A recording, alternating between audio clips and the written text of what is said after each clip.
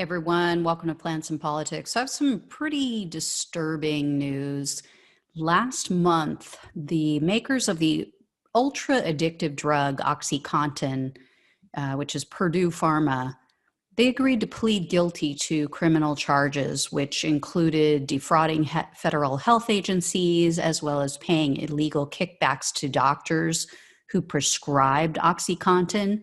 So that's not the disturbing part. I'll get to that in a minute. But the company, as part of that pleading, was ordered to pay approximately $8.3 billion in penalties. Unfortunately, the truly soulless, greedy owners of the company, the Sackler family, will face no jail time. And they've been ordered to pay $225 million in civil penalties, which sounds like a lot to you and I, but it's really a drop in the bucket when you look at their enormous wealth. I mean, these people are sickeningly wealthy. So this slap on the wrist is really just outrageous, especially if you consider that their internal documents proved that they knew, these craven bastards knew how addictive their drug really was. Not only did they not do anything about it, they didn't pull it off the market, they didn't take any action to mitigate these risks, they actually used this information to their benefit. They used it to increase sales and boost profits even further by pushing doctors to prescribe the maximum dosage. So here's what's come out and what's even more disturbing. In 2017, Purdue's chief executive, Craig Landau, wrote to others in the company about the opioid crisis and how many people were dying from it. And he said, quote, "Too many RXs being written," RXs means prescriptions, in case you weren't aware, too high a dose for too long for conditions that often don't require them. He also noted that physicians lacked, quote, "the requisite training in how to use them appropriately." And now even more information has come out about a Purdue co-conspirator that is just disgusting. It's called McKinsey Consulting Firm. McKinsey was hired by Purdue to advise them on ways to, quote, "counter the emotional messages from mothers with teenagers that overdosed." I mean, how disgusting can you possibly be? That's your goal? Your goal is not, hey, how can we stop mothers from having to grieve the loss of their teenager? How can we stop a family from losing a loved one by, I don't know, reformulating our product or advising doctors not to prescribe the maximum dosage or warning people about what we know? No, not that. Let's just figure out how to counter these emotional messages. But if that's not vile enough to turn your stomach, I'll tell you more. So last week, Purdue filed a 160-page document because now they're filing for bankruptcy. They're claiming that, oh, woe is me, we're so broke now that we've got hit with some consequences for our despicable actions. So they filed in bankruptcy court in New York.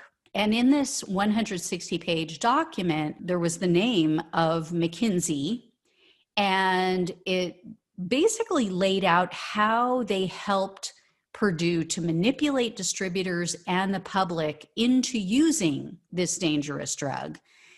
Included in the document were emails and a slide presentation in which McKinsey noted how many customers of various companies would overdose or develop an addiction to OxyContin. So they absolutely 100% knew that these were the results of their product. So McKinsey goes in, they put together this wonderful PowerPoint laying out, for example, that an estimated 2,484 CVS customers would either overdose or become addicted to OxyContin in 2019. And the consulting firm advised Purdue to simply just pay out rebates, pay out a rebate for every life they took or ruined. Because that solves everything. Oh my God, these people just make my skin crawl. In addition to this absolutely grotesque willingness to murder people for money, I mean, I don't know about you, but when I hear that someone is actively murdering people for money, that's known as a hitman. That's known as a murderer. Not just, hey, we made a drug and yeah, some people got addicted and my bad. So these documents also expose the fact that McKinsey employees discuss their own risk in these growing number of lawsuits that were piling up against Purdue, because not only were there federal charges, but a lot of states have been going after Purdue and trying to sue them on behalf of their constituents, on behalf of their citizens who have been affected by this. So one high-ranking consultant who worked with Purdue, a man named Martin Elling, emailed a colleague and suggested that they destroy evidence. So not only did they know what they were doing was wrong, they then tried to cover it up. So he wrote, quote, "It probably makes sense to have a quick conversation with the risk committee to see if we should be doing anything." He then noted basically anything outside of, quote, "eliminating all our documents and emails." Because as he put it in this email, quote, "as things get tougher there, someone might turn on us." So he's not worried with killing people, taking part in the destruction of families across the country. There have been, I believe it's something like over 450,000 deaths from OxyContin overdoses. And that doesn't even account for all the families' lives who were ruined from people who were lucky enough to get out of it without dying, get away with their lives, but have their lives destroyed by this. Think of how many marriages, how many family units were destroyed because they wanted to make money. Think of how stressful that is when someone you love is addicted to a drug, a life-threatening drug, and it's like watching them drive towards a cliff and you don't know what to do about it. I have my oldest friend in the world. I've known her since we were in first grade. That's when we met, in first grade. So I have known her for decades. She just lost her son to an overdose. And let me tell you, it has almost taken her life. It has destroyed her. I just don't even know how these people sleep at night, knowing that they're doing this, knowing that they're taking part in this. And for everybody who still believes that doctors take their oaths to do no harm seriously, and that, they just all really care about patients, they don't care about the money. It's not about the money for them. Yeah, there's some out there like that, but I'm sorry.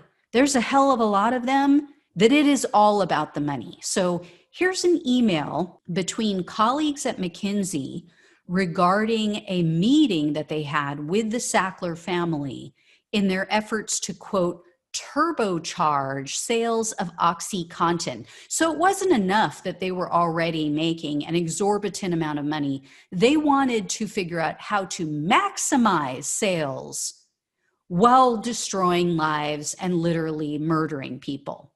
So this executive from McKinsey wrote, quote, "went very well. The room was filled with only family, including the elder statesman, Dr. Raymond.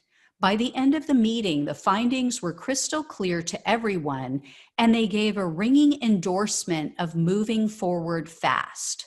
So Dr. Raymond is referring to Raymond Sackler, who was one of the co-founders of Purdue. And yes, he was a medical doctor. So he placed profits ahead of people every single day. And what that email showed was that, yeah, the whole family knew. The room was filled with family, was what they wrote. So not only are they evil, but McKinsey is pure evil. McKinsey is just a gun for hire. They're a gun for hire to the highest bidder. They don't give a damn who gets hurt. They don't care about the consequences of their actions. They've assisted with the countries like China, Russia, Saudi Arabia. They worked with Trump's immigration and customs enforcement team to try to help them figure out how to cut costs on the housing and food for detained immigrants. These people are despicable. They should be absolutely run out of business. They should never be allowed to work again, anybody involved in this. And I know there are some people who worked there who weren't involved in this Purdue thing, and they really just were trying to consult with clients and help them in ways that didn't harm anyone, but help them maximize their profits.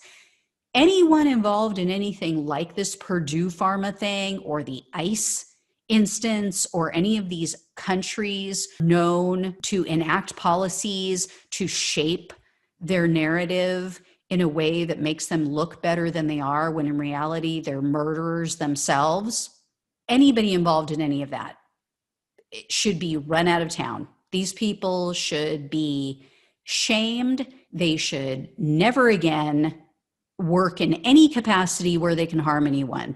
And in addition to Purdue, McKinsey also advised Johnson & Johnson about how they could boost their opioid sales. So these people have no shame. They have no conscience. It's all about money for them. I really hope to God that if our government doesn't step up or if the states don't step up and sue McKinsey, I'm praying that some attorney will take on a class action lawsuit, if that's possible, with the families of everyone who's been affected. They basically helped Purdue load the gun. It was like Russian roulette. They said, one out of every so many, of course, will die, but we don't care. They have a good chance of not dying. They have a good chance of not getting addicted, but some will. That's just the way it goes when you're talking about making billions and trillions of dollars, right? Absolutely disgusting. These people make me sick. I will keep you posted, of course, if I hear anything, and I pray I do. I will let you know if McKinsey gets sued. So as always, like, share, subscribe. Thank you so much for watching and listening. I will talk with you soon. Take care. Thanks for listening to Plants and Politics. The only way we can take our country and power back is to spread the truth and build an army. So remember to like, follow, subscribe, and share on Facebook, YouTube, and wherever you listen to your podcasts. Thanks again.